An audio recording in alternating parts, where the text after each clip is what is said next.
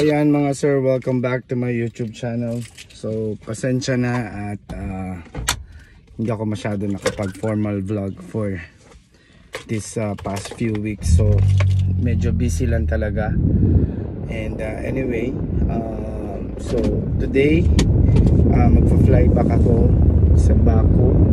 So kaka-car wash lang ng kotse. Then after lunch we're planning to have a lunch date with my family. So yeah, see you around guys. So ayan mga sir, paalis na kami.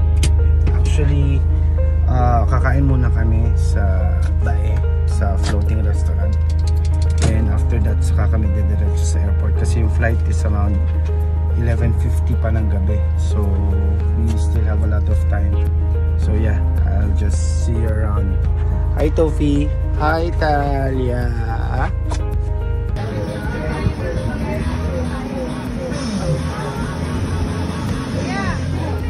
So ayan mga sir, nandito na kami sa isdaan, floating restaurant.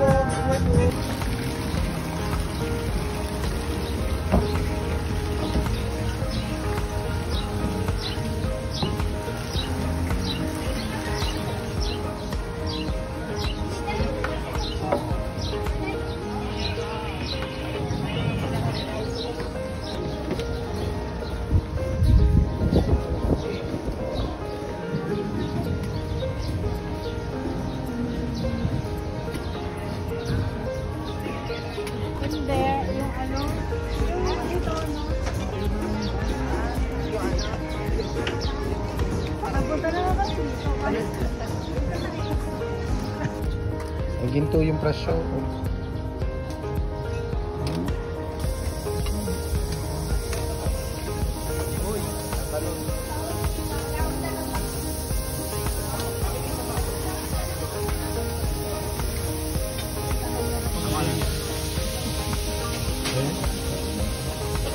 Good idea daw eh.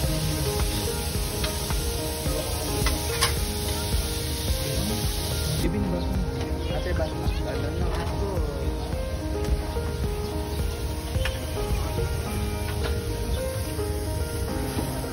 Morobha.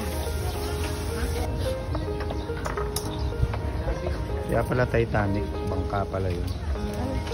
Magtaka ko ay siguro.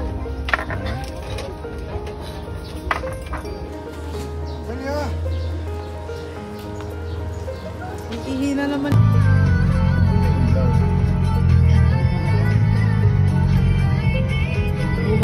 Bye-bye Topi. Bye-bye Talia. Bye-bye. Ingat. Bye-bye.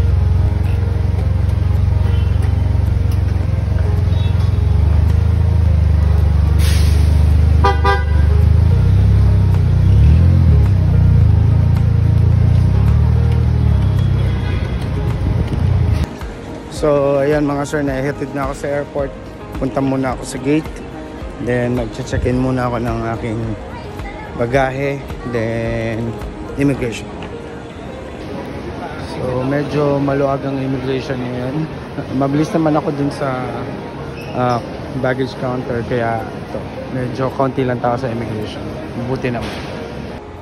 Yan mga sir, lampas na tayo ng immigration. And dun sa scanner ng iyong check-in luggage or ng iyong hand carry. So ngayon papunta na ako sa lounge, magla-lounge muna and later flight na papuntang Doha, then Baku.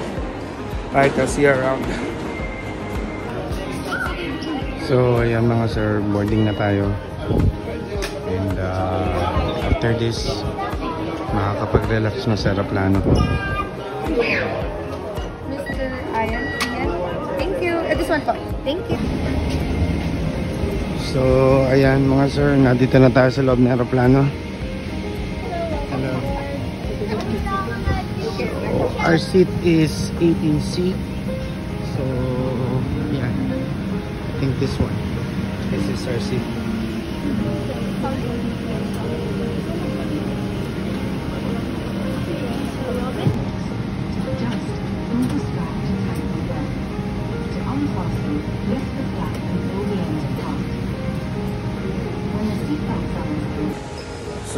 ayan mga sir, touchdown na tayo sa Doha, sa Hamad International Airport. And welcome to the jungle.